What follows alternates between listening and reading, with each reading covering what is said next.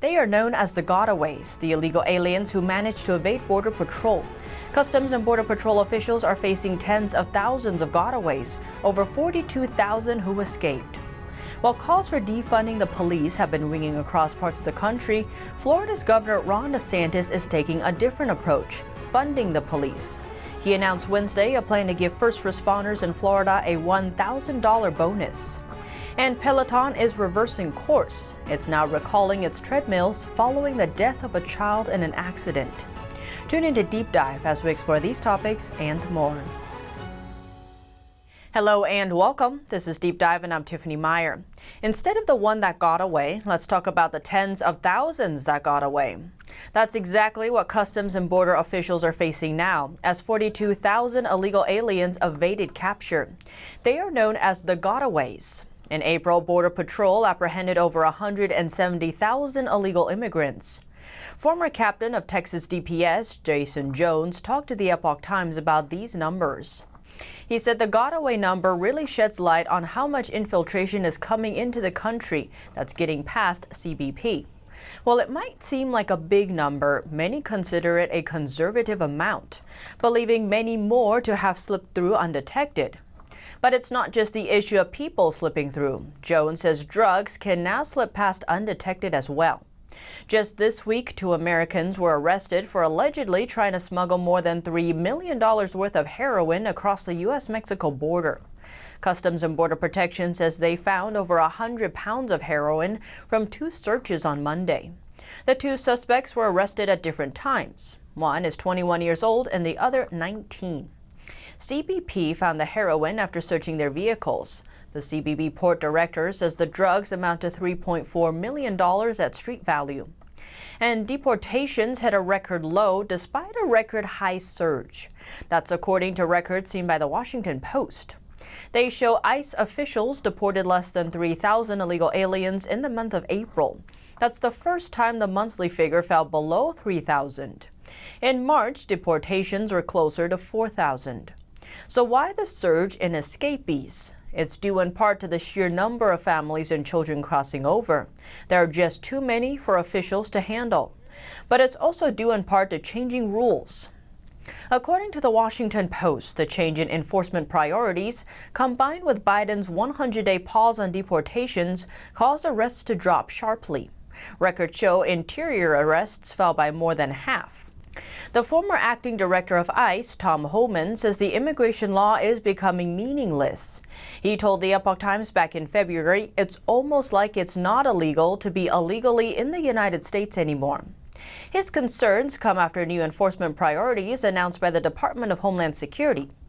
There are 3 main groups now of illegal immigrants: national security threats, such as known or suspected terrorists, those who cross the border illegally after November 1, 2020, and public safety threats who are convicted of aggravated felonies. Now, ICE agents have to get pre-approval to deal with any illegal immigrants who fall outside these categories. Holman also says Biden made the whole country a sanctuary jurisdiction. He says immigrants know they won't be deported if they can get across the border. Border Patrol reports nearly 80% more incidents over the same time last year. At least 5 Texas counties have issued declarations of local disaster, while one school district is warning its parents to please be watchful of your children as they are playing outside, walking home from school, or generally out of the house. The Trump administration put in a number of policies in place to deal with the situation. While some have criticized the policies as harsh, the number of migrants crossing over did go down drastically under those policies. Meanwhile, on his first day in office, Biden signed executive orders reversing several of the Trump administration's immigration policies. He says he wants to legalize 11 million illegal immigrants. Experts say Biden's immigration policies are attracting migrants and fueling a crisis.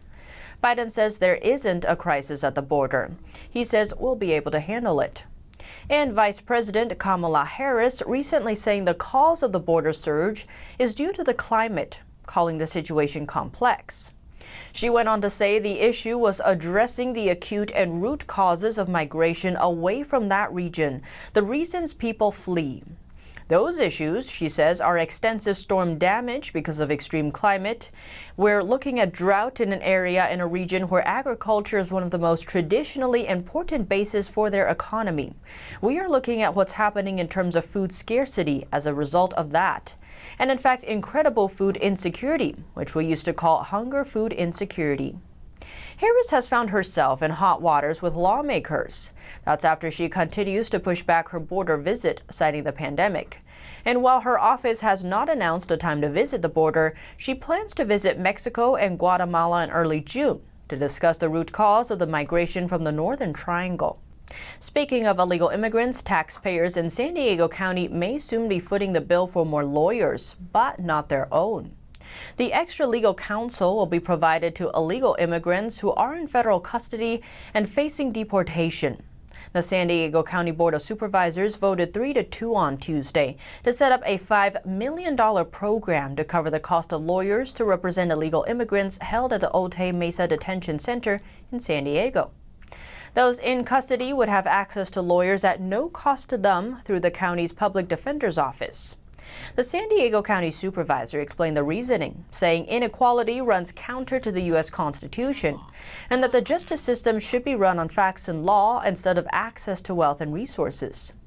Santa Clara and Los Angeles County have adopted similar measures, but San Diego County will become the first region along the southern border to take it upon itself to cover the legal costs for illegal immigrants held by federal authorities. Currently, there are close to 1,000 detainees held at the Otay Mesa Detention Center. That's representing about 60 countries of origin. County Supervisor Lawson Remmer says currently only 5% of detainees facing deportation will win their cases without a lawyer. According to a study by the American Immigration Council, detainees with lawyers are 4 times more likely to be released from detention. Staying in prisons, let's jump to the other side of the country, to New York. New York Governor Andrew Cuomo has just signed a bill expanding voting rights for felons. This as other Democrat-led states are also expanding voting access for felons. According to the state legislature, the bill will allow felons to be eligible to vote as soon as they leave prison, even if they are on parole. Before, parolees would have to wait between 4 to 6 weeks to receive a pardon, and then they'd have to register to vote on their own. Now, Department of Corrections officials will be required to provide a voter registration form as the felon leaves the facility. This would essentially automatically get parolees registered to vote. The law goes into effect immediately, but some parts won't go into effect until 120 days after the signing of the bill. Other states with similar moves include Virginia, New Jersey, and Washington.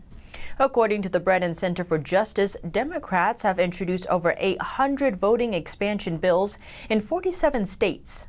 Most of these focus on absentee voting. More than a fifth seek to ease voter registration.